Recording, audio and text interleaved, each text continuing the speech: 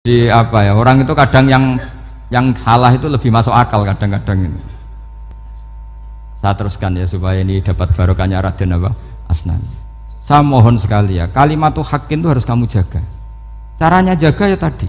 Kalau kamu tidak bisa ilmu mantek, misalnya al-alam mutaghayyir wa kullu mutaghayyir hadis la budda min muhdits, itu kenjelimetan. Pakai saja teori umum bahwa gambar apapun jelimetnya itu dimulai dari satu titik. Karena nggak bisa, nggak dimulai dari satu titik, tidak bisa.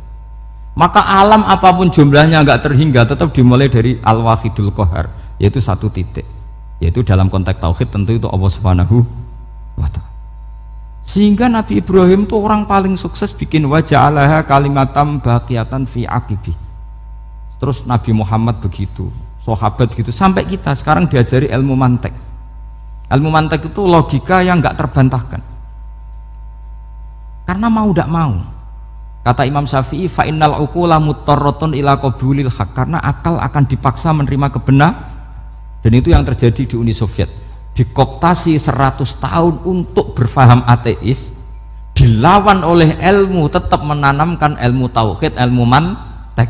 Ketika Uni Soviet secara politik runtuh, semuanya menjadi muslim, termasuk negara-negara yang dulu dikooptasi. Maka kamu tidak usah kecil hati di Indonesia, apapun rusaknya negara ini, asal kita cara bertauhid benar, insya Allah tetap meninggal husnul khotimah. Karena sudah janjinya Allah, yusabbitu walladzina amanu bil qaulits tsabit. Sing jelas itu nomor satu tuh al qaulits tsabit. Memang itu logika yang masuk akal. Jadi jangan kira semua orang ditanya amar rabbuka, ndak. Banyak ulama yang nggak ditanya. Masyhur itu dalam cerita keramat-keramat. Ada guru tauhid ngajarin tauhid. Setelah ditanya mungkar nakir, Imam Malik datang. Kamu nanya ini, man rabbuka man nabiyuka, kamu tahu ini guru Umul Barohin yang tukang ngaji tauhid. Guru tauhid kok ditanya apa? Tauhid. Malaikatnya nggak jadi tanya. Dan saya percaya cerita-cerita seperti itu karena secara umum itu ala inna auliya Allahi la khaufun alaihim walahum yahzanun lahumul busyra fil hayatid dunya wa fil akhirah. Artinya kalau wali itu kok ditanya mungkar nakir berarti ngalami ketakutan. Karena di situ kan digambarkan mungkar nakir itu sewangar, bawa godam. Kalau yang tanya nggak bisa dipukul sampai ajur sak walang-walang. Pokoknya ceritanya kan seru seperti itu. Nah itu kalau betul begitu terus ayat la khaufun alaihim walahum yahzanun kayak apa? Makanya dalam kitab Nashihul Ibad itu ada cerita ini. Sampean boleh nggak sependapat dengan saya, tapi semoga nasib sampean nanti digebuki malaikat. Karena orang itu akan mengalami seperti yang dirasakan. Ana indadzoni abdibi, saya tidak bayangkan akan ngalami itu. Makanya saya ini ngajar tauhid terus. Paling tidak kalau ditanya marabbuka man nabiyuka, sampean tahu profesi saya ini pengajar tauhid. Dan biji saya 9. Dulu saya di MGS kalau ada teman bijinya tauhid kok 4, terus gak ahli swarga, tauhidnya jeblok. Dari kalau bijinya 4 terus gak ahli swarga, tauhidnya apa? Jeblok. Tapi yang bijinya 9, ahli swarga, tauhidnya itu. Saya dulu bijinya 9. Terus 9 terus sampai tamat, karena nggak ada biji 10. Karena kalau 10 itu kan terlalu sempurna, nggak baik lah manusia kok sempurna gitu, jadi sudah 9 aja kan gitu. Tapi sebetulnya pantasnya ya dapat 10. Mergo saake, mergo tenan nggak tahu saya. Di Nashihul Ibad itu ada cerita gini, dan saya percaya itu di sarahnya itu, juga di sarah apa itu yang di sarah Syekh Nawawi itu. Pokoknya saya kalau ingat Raden Asnawi pasti ingat Syekh Nawawi. Saya tidak memastikan apa murid guru apa saling istifadah, yang jelas itu teman dekat, teman fil ilm. Sayyidina Ali itu pernah minta kasaf sama Allah. Saya percaya tidak semua orang ngalami marabbuka ditanya itu. Ya Allah, saya minta kasaf itu ngerti alam gaib. Ingin tahu Umar. Jadi diam-diam Sayyidina Ali itu ya mangkal sama Sayyidina. Wong kok kerase ngono. Angger wong kok tahu disentak. Jajal wani nyentak malaikat ora, itu kata Sayyidina. Jadi dia minta kasaf karena kenangannya dia melihat Umar itu, semua orang pernah disentak sama Sayyidina Umar itu. Maka Sayyidina Ali minta kasaf, ya Allah saya ingin melihat Umar menghadapi mungkar nakir, masih garangkah apa enggak? Itu dah, itu minta kasaf. Pas kasaf beliau bangun dari kubur, duduk, dilihat sama Sayyidina Ali ini ngalami kasaf. Sama ndak usah tanya, ndak wali kok tanya, ya sudah pokoknya percaya aja. Akhirnya malaikat mungkar nakir datang. Itu di situ digambarkan matanya itu kal kidril mughalla, kayak apa itu panci yang dibakar. Wah, seru. Sumpah nang Sayyidina Ali. Baru ini kamu akan takut gitu. Tapi ternyata enggak. Umar bangkit disewentak orang tua itu. Kamu tahu menghadapi siapa? Yang sopan. Gitu. Oh, sontak.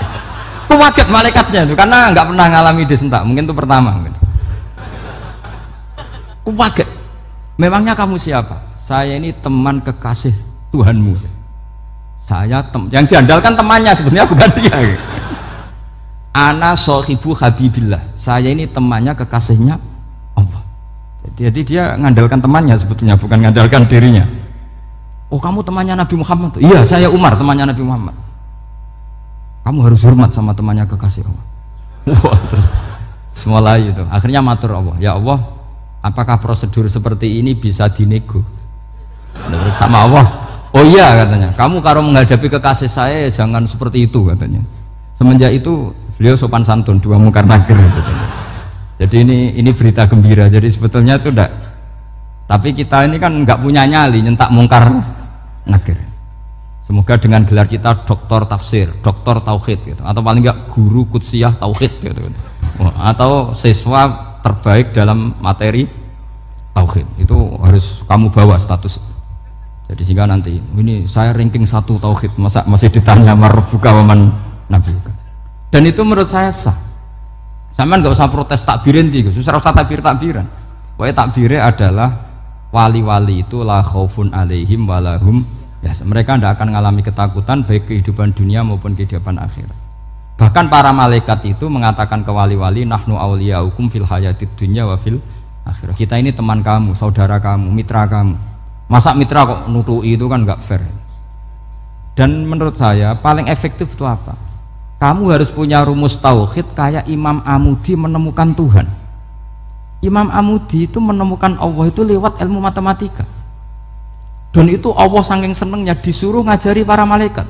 Wa ya malaikati isma'u. Kamu harus mendengar, ini orang alim saya yang ahli matematika. Tapi justru itu ngerti bahwa asal usul alam itu minal wahidil qahar. Dari zat yang satu. Akhirnya Imam Amudi mulai ngajar tuh. Nisbatus naini wassalas wal arba'ah ila ma nihayatalaha iku kabeh iku far'ul wahid. Akhirnya malaikat mandok-mandok. Nah, iman seperti itu akan setingkat keyakinannya dan keakurasiannya sama dengan imannya para malaikat. Makanya Nabi ngendikan tu baliman amana bi walam yaroni. Sebagian riwayat disebut sab amarot. Nabi ngendikan sampai 7 kali. Benar-benar keren orang yang tidak melihat saya kemudian iman kepada apa yang bisa menemukan itu? Hanya akal. Misalnya contoh paling gampang ya yang dialami para ulama. Ya saya ulang lagi yang dialami para ulama ketika menemukan ilmu ya yang menjadikan mereka mahabbah Rasulullah Shallallahu Alaihi Wasallam. Nabi itu paling suka itu sholat. Nabi itu paling senang sama sholat. Wa qurratu aini fi sholat. Terus beliau ngendikan as-sholatu imaduddin. Terus beliau kalau muji sholat itu sundul langit. Sampai beliau kalau banyak masalah itu bilang ke Bilal, arifna ya Bilal, saya kasih istirahat. Itu maknanya mau sholat. Semuanya sholat. Pertanyaannya adalah, apakah mungkin seorang raja yang ambisi jadi raja kemudian yang dikampanyakan adalah orang supaya sholat?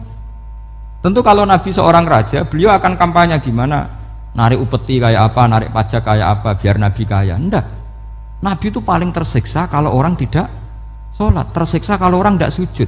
Loh, kalau beliau seorang raja, ngapain mempopulerkan sholat? Maka makna sholat imaduddin adalah sholat itu tiang agama. Maknanya tiang agama, kamu akan tahu betul kalau dia seorang Nabi. Karena apa? Yang diajarkan adalah sholat. Loh, coba untungnya apa bagi Nabi Muhammad ketika umat Islam sholat? Kan tidak ada untungnya sama sekali. Justru itu kelihatan kalau dakwah beliau itu dakwatul haq, mengajak kebenaran.